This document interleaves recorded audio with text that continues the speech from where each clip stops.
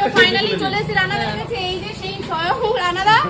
তো আমরা আজকে আমরা বিরিয়ানিটা খেয়ে দেখবো কেমন হয়েছে, তারপর তোমাদেরকে জানাবো। আর তোমরা সবাই আসবে এখানটা বিরিয়ানি খেতে। এই যে ঘি পড়ে গেল, বাহ খুব সুন্দর গন্ধ বের হচ্ছে। হ্যালো বন্ধুরা, welcome back to my channel P Roy.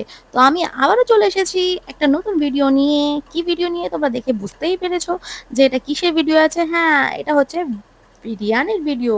তো চলো পুরো ভিডিওটা তোমরা দেখো। তো প্রথমেই বলে রাখি, আমরা ব্যারাকপুরে যাইনি দাদা বৌদিতে, আমরা সোদপুরে যাইনি, আমরা দমদমে যাইনি, আমরা আমিনিয়াতে যাইনি, আমরা হাজিতে যাইনি, আমি কোথাও যাইনি। আমরা চলে এসেছি সোজা মায়াপুরে।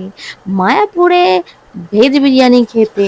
তো ভেজ বিরিয়ানি শুনেই তোমাদের মনের মধ্যে একটা খটকা লাগলো, আরে ভাই আমাদের কলকাতায় এত সুন্দর সুন্দর দোকান থাকতে আমরা মায়াপুরে ভেজ বিরিয়ানি খেতে গেছি।